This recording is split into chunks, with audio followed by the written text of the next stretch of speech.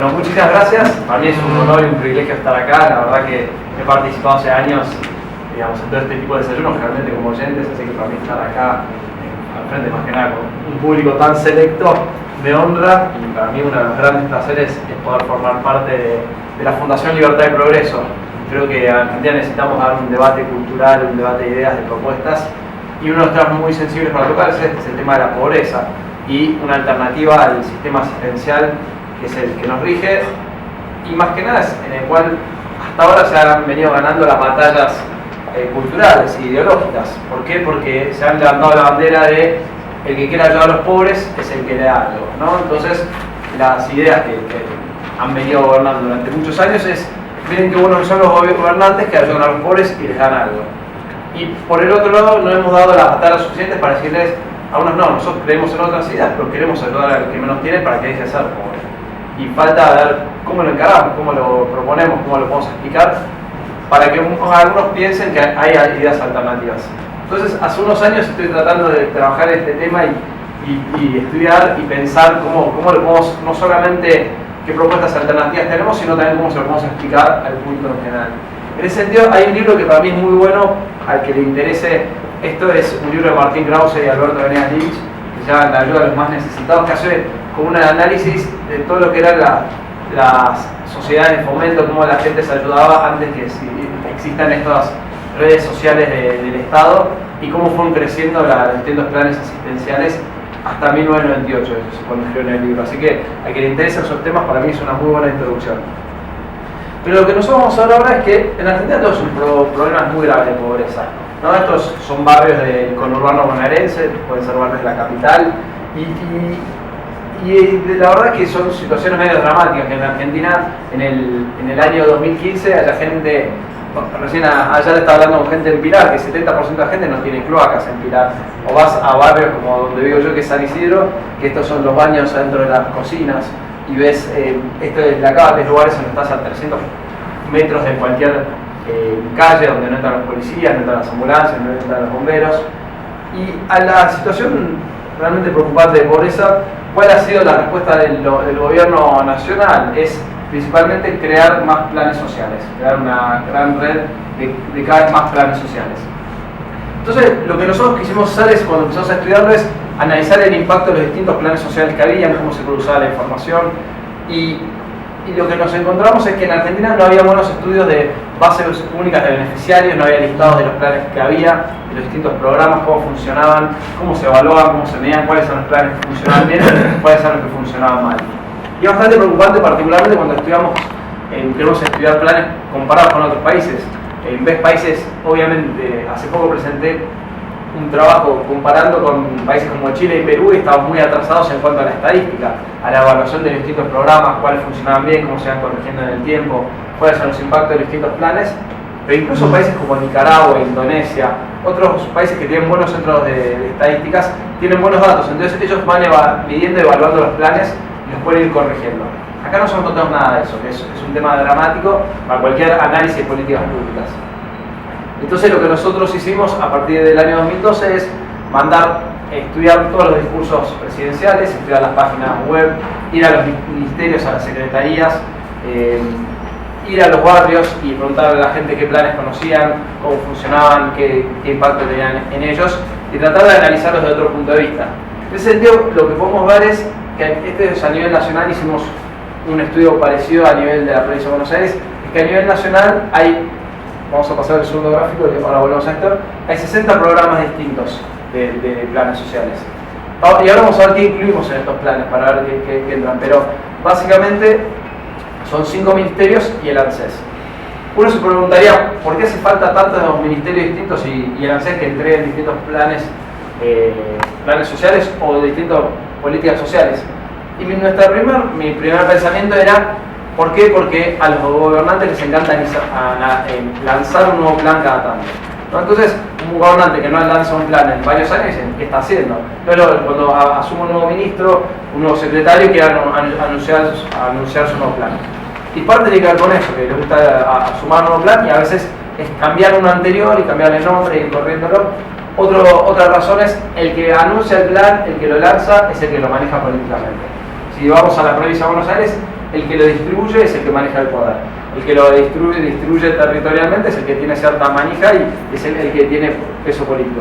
Por eso vemos que a nivel nacional son 60, a nivel de la provincia de Buenos Aires son 52 programas distintos y aparte muchos municipios tienen otros programas. Entonces una persona que vive en el conurbano bonaerense podría acceder supuestamente a 112 programas distintos más otros tipos de ayudas de las municipalidades. Y lo que es muy interesante es que cuando vamos a los barrios le preguntamos a la gente qué programas, qué planes conocen, ninguno puede nombrar más de 2 o 3. Entonces hay un general desconocimiento total de los programas. Hay, aparte, no es muy claro en algunos casos cómo se hace para acceder a ellos, cómo funcionan, quién tiene derecho a acceder a ellos, y hay un claro sentido de depende a quién conoces y en qué lugar estás, vos tenés más facilidad de acceder. O sea, hay mucha discrecionalidad que conlleva el clientelismo y al uso político de muchos planes. Pero yendo un poquito de vuelta a los números macro generales, este es el presupuesto que se destina a planes sociales por ministerio. Esto es del año 2015. Que aclaro que esto lo calculamos en base al presupuesto y siempre lo vamos corrigiendo cuando hay en años inflacionarios, siempre cuando arranca el año y más un año electoral van anunciando aumentos en los distintos programas. Entonces lo vamos corrigiendo cada vez que Cristina sale y anuncia que van a aumentar tanto por ciento un plan, eso vemos como lo corregimos y cruzamos datos del presupuesto con nuestros cálculos de la cantidad de beneficiarios o la cantidad de planes que hay. Esto lo que significa que el 13% del presupuesto total son planes sociales. Por un lado es mucho, pero por otro lado cuando uno tiene la cabeza, capaz cuando analiza el presupuesto y sin mirar los grandes números, mucha gente en la cabeza piensa que el 60% del presupuesto son planes sociales. O sea, es un número importante, pero tampoco es el que tiene más incidencia en total en el presupuesto nacional. O sea que es corregible también, que eso es un buen dato. También es un dato que el gobierno nacional lo puede aumentar esto en un porcentaje alto sin tener tanto costo interno y lo puede llegar a hacer. Y no descartemos que en los próximos meses, antes de las elecciones, van a anunciar muchos anuncios, porque tampoco tiene un impacto tan fuerte en su presupuesto.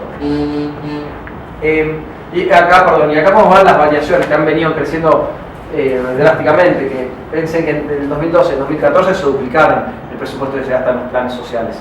Y ahora vamos a ver un poquito cuáles son los nuevos planes y cuáles son los que estaban antes. Aclaramos que nosotros cuando hablamos de qué incluimos dentro de programas sociales es todo programa que a una persona le da algún tipo de ingreso sin que a ellos hagan nada a cambio. O sea, acá no incluimos el empleo municipal o estatal el ñoqui, la persona que cobre la plata y no va a trabajar. ¿Por qué? Porque es muy difícil de registrar. Hay un montón de formas, que es otro plan sociales, gente que recibe un tipo de ingreso, pero aparece como planta permanente o planta temporaria en un municipio o en la provincia del estado. Entonces, esos no los incluimos. No incluimos las jubilaciones o las pensiones, incluso de la gente que no contribuyó, que alguien lo podría incluir como un plan, ¿no? Porque sería alguien que está recibiendo algo y capaz nunca aportó. Pero no lo incluimos porque también es difícil diferenciar de lo que es el resto de las jubilaciones normales. Sí incluimos todo tipo de ingresos que recibe una persona que es aparte de eso. Entonces acá adentro incluimos las asignaciones familiares, tanto del mercado formal como el informal. Estamos recibiendo plata sin dar nada a cambio.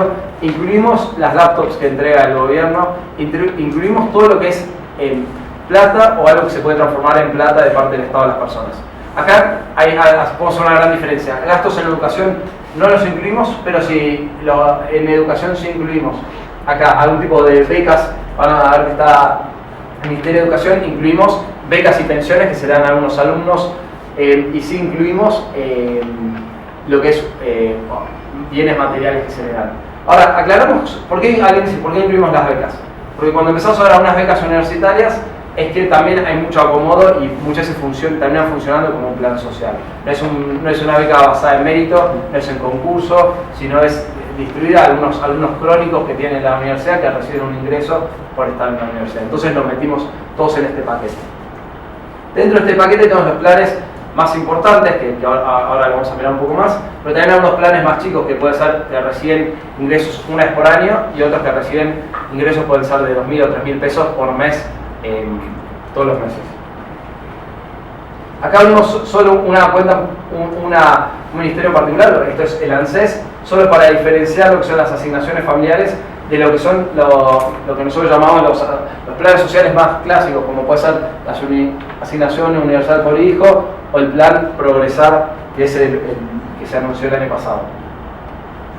Después, al que quiera mirar todo esto, le pasamos, pueden mirar el informe donde están todos los números bien descritos y abiertos, explicando la metodología. Lo tenemos publicado en la página, porque no voy a poner a explicar ahora caso por caso. Pero un dato que sí es interesante ver es que nosotros encontramos muchas diferencias entre la información que tiene la página web de los ministerios, la información que aparece en el presupuesto, lo que anuncian en los discursos, y si uno hace una cuenta simple, es decir, cantidad de beneficiarios por monto comparado con el presupuesto. Entonces encontramos ministerios donde son un poco más prolijos y otros que son muy desprolijos. ¿Por qué pasa esto? Principalmente porque cuando nosotros leemos la página, cómo se escribe un plan en la página web o cómo ellos lo presentan, realmente suenan bastante razonables, suenan lindos, porque dicen todo plan tiene un objetivo, que la persona o se eduque o que busque trabajo o que haga algo, y uno lo lee y dice, suena razonable. Después cuando vamos al campo y vemos cómo funciona, vemos que es totalmente distinto. Y después vemos que falta estos buenos datos de evaluación, de medición, de decir, bueno, cómo funciona cada uno de estos programas. ¿Cuál ha sido la respuesta a estos aumentos de planes que tuvimos en estos años? Esta es una foto que capaz todos la conocemos, es de la Villa 31. Los años, a pesar del crecimiento económico, particularmente entre el año 2003 y el 2007, y a pesar del aumento de los planes sociales, cada vez más tenemos más pobres. Y esto vemos que hoy tenemos una base estructural de pobreza mayor a la que era en el 2001. Entonces decimos, acá hay una pregunta para hacernos, si realmente funciona el sistema, si está andando bien o hay cosas para corregir. ¿Cuál ha sido uno de los problemas más grandes que tenemos? Es el uso político que tienen los planes. Nosotros cuando fuimos a los barrios y le preguntamos a los beneficiarios mismos. Hicimos, aparte de varios focus group, hicimos encuestas y preguntamos, ¿qué ustedes creen que hay clientelismo, que son dados discrecionalmente? El 70% de la gente nos dice que sí, que son usados políticamente y que hay clientelismo. ¿Cuáles son los temas que nosotros vemos que más nos preocupa de los planes sociales? No solo el clientelismo, sino lo que explicó muy bien Juan Luis, que es lo que llamamos la trampa de la dependencia económica. ¿Por qué la trampa de la dependencia económica? Es porque una persona sí puede sentir cierta comodidad, está mejor en el corto plazo poder recibir un ingreso, pero en el mediano plazo empieza a depender del plan y obviamente no se capacita, no se esfuerza, se le achican las posibilidades de conseguir un trabajo y salir adelante en el futuro. Entonces, lo que parece un alivio en el corto plazo, obviamente en el mediano plazo es un problemón. Y nosotros lo vemos porque hay mucha gente y acá también vamos a hacer un análisis con otros países, es que en Argentina tenemos los planes sociales crónicos. Si comparamos los planes que usan en Chile, en Perú, en cualquier otro país, realmente son programas temporarios, que pueden ser por 6 meses, por un año, a lo sumo 2 años, y van bajando los ingresos. Acá tenemos gente que está viviendo, no solamente gente que tiene varias generaciones, sino en los últimos programas que se han anunciado, gente que vivía hace 7 o 8 años sobre los planes. Y obviamente perjudica en el sentido que es mucho más complicado después conseguir un trabajo, y más un trabajo en blanco.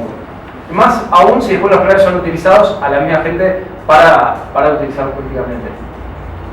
Ahora, ¿cuál ha sido una alternativa que han surgido en los últimos años? Es lo que llaman las transferencias condicionadas. Las transferencias condicionadas arrancaron con mucho impulso en Brasil, capaz de escuchar hablar de la Bolsa Familia. Fue un plan masivo que hicieron en Brasil, que luego empezó con Lula y después siguió con Dilma.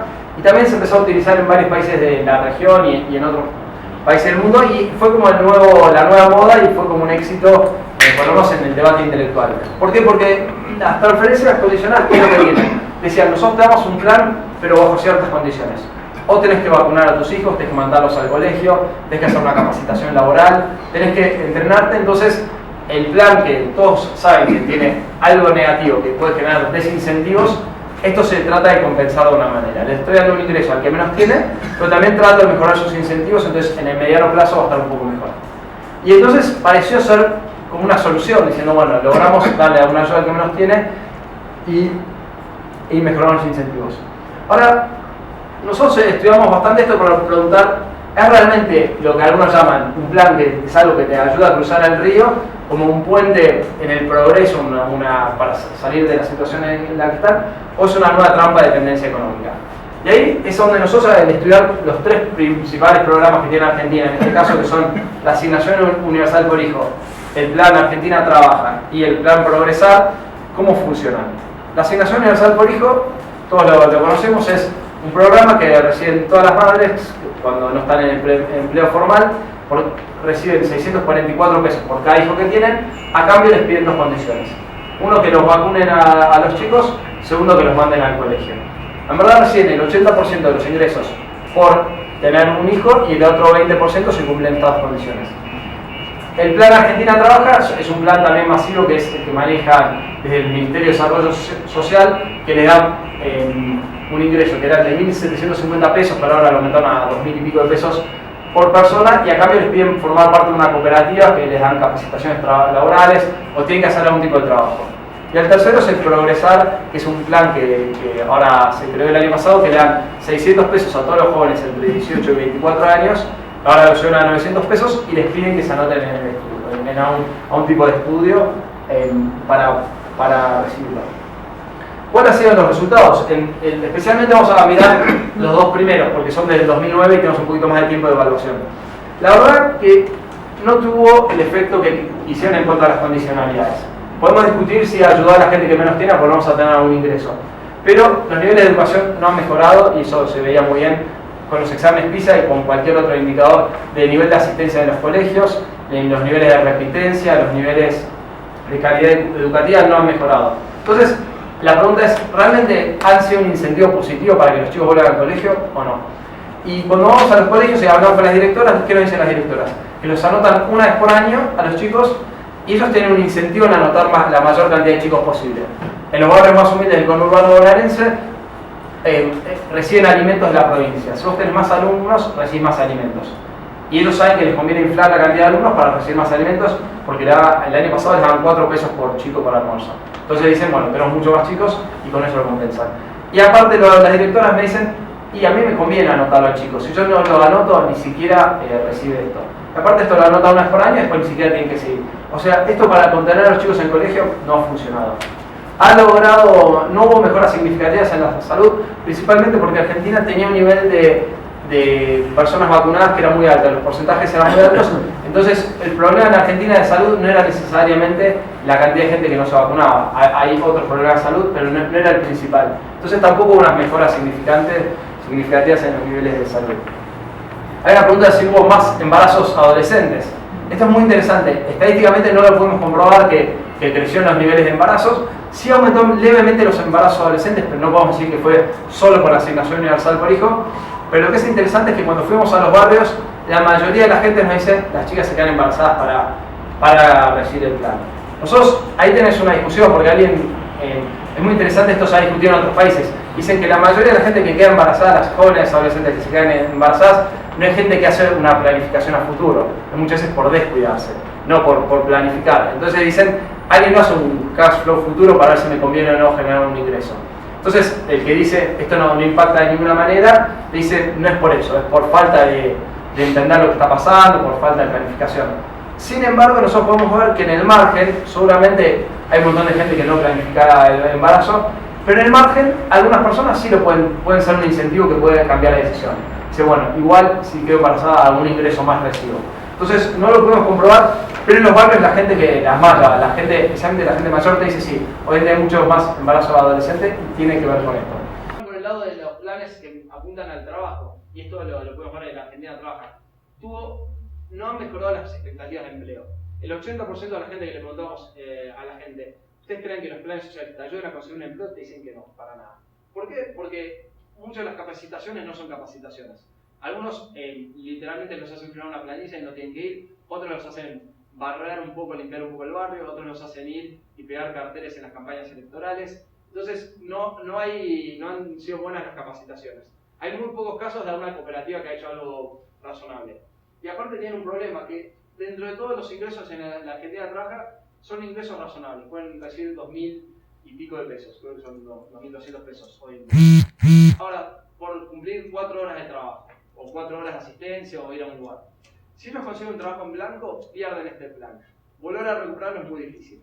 Es un plan que es armado bien clientelarmente. Si nosotros lo vemos, está bien designado en los municipios oficialistas con el gobierno nacional. Esto lo hace directamente Alicia de Kirchner, la ministra, con los municipios. No genera incentivos. La persona sabe que si pierdes empleo, ese plan es muy difícil recuperarlo. Entonces hay un desincentivo, te dice, si yo consigo un trabajo en blanco, pierdo el plan social, si pierdo el trabajo en blanco, me cuesta mucho recuperarlo. Y sí lo puedo compensar con una changa o en un empleo negro. Entonces con los 2.500 pesos más a una changa, estoy mucho mejor de lo que podría tener en un empleo en blanco.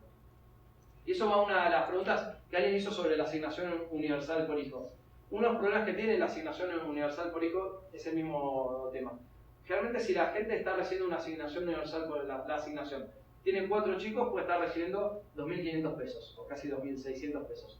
Si la persona consigue un trabajo en blanco, empieza a recibir la asignación familiar. Entonces de alguna forma se compensaría y estaría bien. El problema es que si la persona pierde el trabajo en blanco, puede tardar hasta 3 meses en recuperar, a volver a cobrar la asignación universal por hijo. Entonces la gente te dice, para mí esos 2.500 pesos que recibo es lo que me llena la olla, es lo que me marca la diferencia, pero yo prefiero mantenerme en la seguridad de un ingreso fijo que pasar a un empleo formal que lo puedo perder. Y especialmente teniendo en cuenta que por el sistema laboral que tenemos, mucha gente es contratada en empresas de limpieza o empresas de servicios de baja calidad y los pueden llegar a despedir en los 2 o 3 meses. Entonces hay mucho movimiento y hay cierto incentivo a permanecer como tal. Pero lo que es muy interesante de todas las encuestas que vimos es que nadie ve cómo los planes sociales han mejorado su capacitación laboral, las posibilidades de conseguir empleo, y muchos lo ven como un desincentivo. Y acá volvemos a lo que decía Juan Luis, es que cuando le preguntamos a la gente, vemos que entre la gente que recibe un plan social hay mucho menos gente buscando trabajo que entre la gente que no lo recibe. O sea, hay claramente un desincentivo a buscar empleo, porque puede ser obviamente por la desmotivación, puede ser por otras causas, pero tiene que ver particularmente con eso.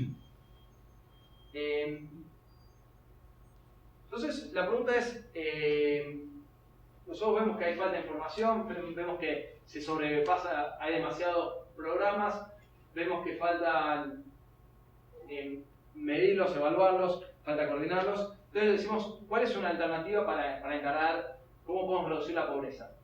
Y en ese sentido nosotros, este es un gráfico que hizo Agustín, que se lo copié, que básicamente es lo que nosotros llamamos la X de la pobreza, y es entender cómo muchas veces nos preguntamos qué es lo que causa la pobreza. Nosotros hacemos una pregunta al revés, ¿qué es lo que causa la riqueza? ¿Qué es lo que causa que la gente deje la pobreza? Si nosotros nos ponemos a pensar, todos nosotros descendemos de la pobreza de alguna manera. Todos nosotros descendemos de alguna vez, uno de nuestros abuelos vino a Argentina con una mano atrás, una mano adelante, y logró progresar. Entonces la pregunta es, si nosotros miramos lo que está pasando en el mundo, vemos que la pobreza está bajando en el mundo. Muchas veces acá en Argentina pensamos que la pobreza aumenta en todo el mundo y vemos por el crecimiento particularmente lo que está pasando en el sudeste asiático y en otras partes del mundo, está reduciendo la pobreza en el mundo. Entonces preguntamos, ¿cómo logramos subirnos a eso? Mientras que la pobreza en el mundo baja, la pobreza en Argentina ha aumentado en los últimos 30 años. Y ahora, obviamente, podemos hablar a una baja circunstancial, pero podemos decir que la pobreza viene aumentando. Entonces, nosotros preguntamos, cuando nosotros miramos, esta es Corea del Norte y Corea del Sur. Hace 100 años atrás, todos éramos Corea del Norte, todos es un país apagado, oscuro, sin luces. La pregunta es, ¿cómo logramos ser Corea del Sur? ¿Cómo logramos que la gente pase de un país de ser pobres a tener valor y riqueza, ingresos para ellos, para sus comunidades y para sus familias? Y nosotros creemos que lo mismo que pasa con los países pasa con las personas. Ningún país se desarrolló en base a planes sociales, en base a subsidios, en base a ayuda extranjera directa, solo en la asistencia. Los países se desarrollan en base al comercio, a la industria, a crear valor, riqueza, ideas. Y esto es un gráfico que también es interesante ver cómo ha sido el crecimiento de la expectativa de vida, que nos ayuda a poner un poco en perspectiva a dónde estamos y de dónde venimos. Hace 100 años atrás, una persona en Estados Unidos tenía expectativa de vivir menos de 50 años de vida. Hoy en Estados Unidos, en el 2012 era casi 80, hoy hay países que tienen expectativa de vida de 88 años. Entonces, la pregunta es, ¿cómo logramos nosotros subimos a la ola de progreso que hay a nivel mundial y cómo logramos que la gente que menos tenga también lo pueda hacer? Entonces la pregunta es, este es un señor, un emprendedor que vive en un barrio de La Matanza que se llama el 22 de enero, dentro de Ciudad Evita.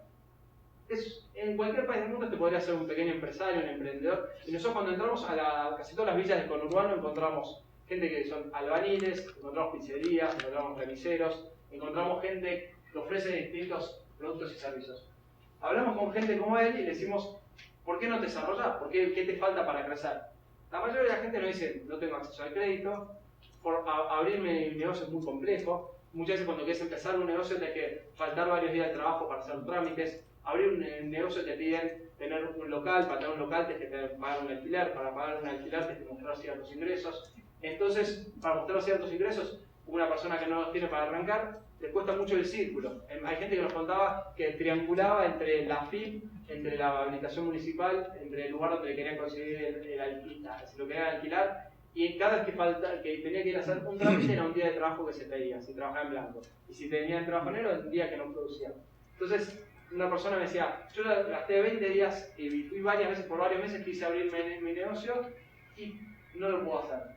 Entonces, mejor sigo laburando en negro donde estoy, soy contratado informal y sigo haciendo.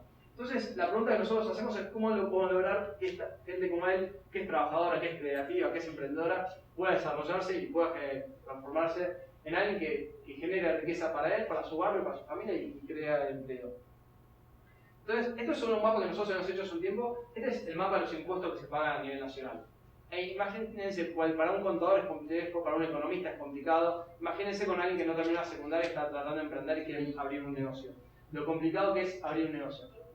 Entonces, lo que nosotros miramos, y esta es una idea que formamos parte de una institución que se llama Politicure, es dejar de mirar a las personas como meramente gente que necesita que alguien le venga a dar algo, un receptor de ayuda, una boca para alimentar, alguien que vaya a votar.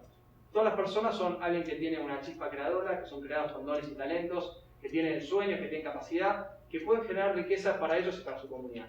Entonces, cuando nosotros empezamos a ver a las personas ahí, cada chico puede ser un potencial Messi, puede ser un potencial cantante, puede ser un potencial productor de una buena idea. Es increíble cuando vas a los barrios, a veces ves gente que hoy en día empiezan a cantar raps o cumbias, empiezan a querer expresarse, gente que son creativos, realmente que hacen cosas, creen en la competencia. Una encuesta que hicimos con Martín Krause en la Cava, le preguntamos, 97% de la gente de la Cava le preguntamos que tienen comercio y le dicen, ¿a vos te molesta que tu vecino te abra un kiosco sin habilitación y te compita? Decía, no, cada uno se gana el pan como puede, cada uno se gana su trabajo siendo creativo. Entonces la pregunta es, ¿cómo logramos eso? Entonces, acá la idea es, ¿qué podemos hacer en los primeros 100 días de gobierno?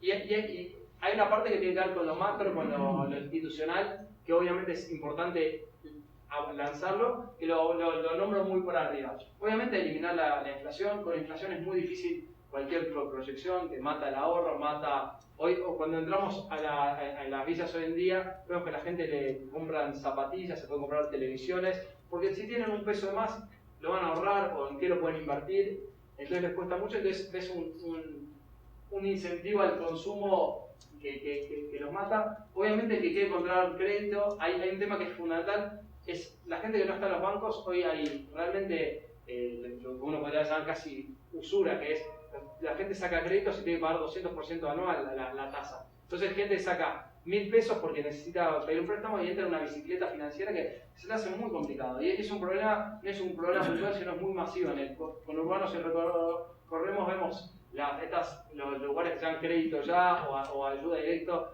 Presentas tu DNI, te prestan 500 pesos y después, si no lo devolvés, te van a ir a buscar la casa. Entonces es un tema muy importante. La inflación, los problemas de crédito, obviamente la estabilidad fiscal, monetaria y cambiaria. Es muy interesante cuando fuimos a los barrios y hay algunas personas preguntamos, esto fue en el 2014, apenas después de la devaluación. Una persona que trabajaba como mecánico dice, yo leía el dólar y pensé que no me afectaba, nunca había ahorrado en dólares, nunca compré dólares. Pero ahora cuando yo voy a comprar herramientas para mi taller, el dólar me afecta, porque no podía comprar ciertos talleres, ciertos lugares me cerraron el lugar de compra y a mí me afecta. Entonces, la estabilidad cambiaria, fiscal y monetaria afecta a los barrios y mucho más de lo que uno piensa. Y obviamente tiene que ver con incentivar la inversión, mejorar la calidad institucional y un tema fundamental que es reformar la reforma laboral, que sea muy barato emplear a la gente. Hoy en día, aparte de todos los costos laborales, tenés el costo especialmente para las pymes, los pequeños emprendimientos. Cuando vamos a los negocios, a los comercios, te dicen, yo no contrato a nadie, pero si me hace un juicio, me juntan. Juicios me cuesta mucho, entonces trato de mantenerlo con algún familiar y el costo laboral de tenerlo es altísimo. Ahora, ¿qué políticas más micro podemos hacer? Deberíamos reducir drásticamente las trabas para arrancar un negocio, que sea muy fácil emprender. Yo viví un año en Suecia y para abrir un negocio vos entras a la municipalidad, te hacían llenar 2 formularios y decían vos en una semana podés estar funcionando. Acá, si es complicado abrir un negocio a gente que tiene más contactos, que tiene un contador, un abogado, cuánto más para una persona que no tiene eso. Que sea muy fácil en cuanto a lo burocrático abrir un negocio.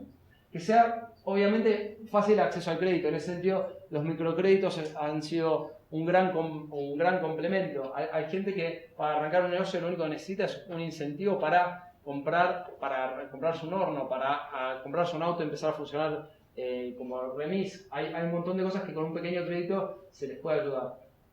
Nosotros creemos que es muy importante los títulos de propiedad, agarrar y formalizar mucho los barrios. ¿Por qué? Porque una vez que se formalizan los barrios, es mucho más fácil que puedan sacar un crédito con sus casas. Hoy no lo tienen, hay un montón de gente que tiene todo su capital puesta en su casa y esa plata no la pueden transformar en algo productivo, y lo podrían hacer. Obviamente, en esto está muy ligado a lo micro, lo que tiene que ver con reducir los costos laborales. Nosotros pensamos que sería muy importante que ahora cuando vayamos a planes es que para un empresario debería ser muy barato, especialmente la flexibilización laboral y particularmente entre los primeros años, entre los jóvenes. Hoy parte muy importante de la gente que no trabaja es entre los jóvenes, entre menos de 25 años les cuesta mucho trabajar y podemos volar al concepto de aprendiz a trabajos temporarios, a trabajo con estudiantes que sean gratis o casi muy barato para el empleador. Y obviamente hay una parte que tiene que ver con un incentivo fuerte en la educación y formación de excelencia, especialmente en los colegios, en las zonas más humildes. Si nosotros fuimos a las villas de Moreno, de Merlo, de La Matanza, y ahí los colegios se están viniendo abajo, las paredes son húmedas, la infraestructura es desastrosa. Los chicos tienen 4 horas de colegio, de las cuales de 4 horas muchas veces tienen 2 nada más, tienen un montón de ausentes por año. Es impresionante ver jóvenes que están en el colegio y no pueden entender un simple texto. Entonces, si nosotros no atacamos esos temas de fondo, es muy difícil esperar que esas personas puedan progresar. Y en ese sentido, nosotros acá en la Fundación hablamos mucho de los vouchers escolares, de centralizar, de tratar de financiar la demanda y capaz no la oferta escolar. Entonces, damos incentivos para que puedan aparecer colegios de excelencia los barrios más humildes.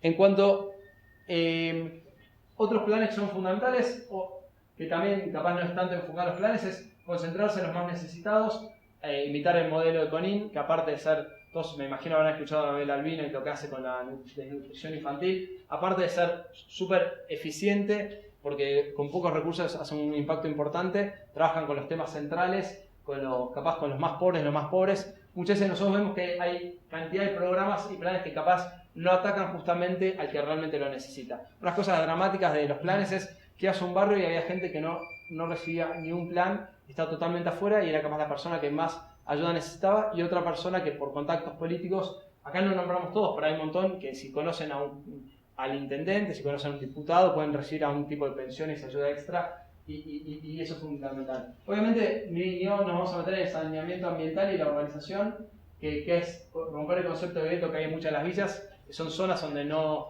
realmente están alejados de las ciudades y del tejido urbano, y eso es fundamental. Y en cuanto a los planes sociales, ¿qué es lo que proponemos? Esto sí se puede hacer muy rápidamente. Primero es bajar la cantidad de programas de los 60 que hay a nivel nacional a 4 o 5. ¿No? Y eso se puede hacer rápidamente, es decir, bueno, juntamos toda la información, hacemos una base única de beneficiarios y aparte una base única de beneficiarios coordinada con los municipios y las provincias, que a veces es lo más complejo. Eso se puede hacer muy rápidamente. Entonces se tiene un plan particular que podría reemplazar a todas las asignaciones, a la asignación universal por hijo y a las asignaciones familiares, y ponemos que la gente diga, bueno, que nunca sea un desincentivo conseguir trabajo en blanco. ¿Por qué? Porque yo tengo la asignación y la tengo, y con buenos incentivos que los chicos realmente tengan que ir al colegio, se pueda controlar. Después podemos pensar en cosas de ir reduciéndolos, es decir, cómo lo podemos sacar estas asignaciones, pero sí se pueden bajar rápidamente. Que todos los empleos sean planes pro empleo en blanco, no antiempleo. Que nunca pierdas por conseguir un trabajo en blanco. Que es más, si vas a conseguir un trabajo en blanco y en 3 meses lo perdés, yo siempre como persona digas, me convenga trabajar que no trabajar. Y en ese sentido, se puede tomar el plan como un descuento de las cargas laborales en las empresas, que todos los planes estén acompañados con un seguimiento y que tengan una fecha de vencimiento. Nosotros creemos que es fundamental, y esto lo han hecho en todos los países, vos podés necesitar ayuda en un tiempo particular, pero no prolongarlo en el tiempo. Nosotros creemos que es fundamental la transparencia, que sean controlados por la sociedad civil, que uno pueda entrar a una página y saber quién recibe qué planes, cómo los recibe, cómo es el mecanismo, que sea totalmente automatizado y que no haya intermediarios. Y en ese sentido nosotros debemos admitir que los planes entregados por la ANSES son mucho mejores que los otros ministerios. Desarrollo Social, Ministerio de Trabajo y otros son mucho más clientelares y tienen redes armadas. Los planes de la ANSES, con los defectos que tienen, son generalmente mucho más directos, son más fáciles anotarse y menos clientelares. Y obviamente hay una parte que nosotros creemos que es fundamental, es pensar en planes que no se vayan cambiando todo el tiempo cada 2 o 3 años. Así se pueden evaluar en el tiempo, se vayan midiendo, corrigiendo, viendo cómo se pueden mejorar. Así que, bueno, hay un montón de... También estas cosas las tenemos un poco más desarrollados en los trabajos, pero realmente creemos que hay temas que son institucionales, que se cambian sin temas macro, es muy difícil resolver el tema de la pobreza, pero hay temas muy puntuales que sí se pueden hacer y enfocar los recursos que se gastan, que hoy es una fortuna. Imagínense estos 157.000 millones de pesos en manos de Abel Albino, ¿no? Reducimos la pobreza drásticamente, o en gente bien gastado, bien utilizado, bien pensado, es una cosa que hoy estamos gastando una fortuna y no estamos reduciendo la pobreza, no estamos dando incentivos para que gente pueda salir de la pobreza o pueda mejorar la calidad de vida. Muy poca es la gente que en los últimos 12 años ha salido de la villa para salir a un lugar mejor. Entonces ese es el gran desafío que tenemos y creo que se puede apuntar a hacerlo en un año.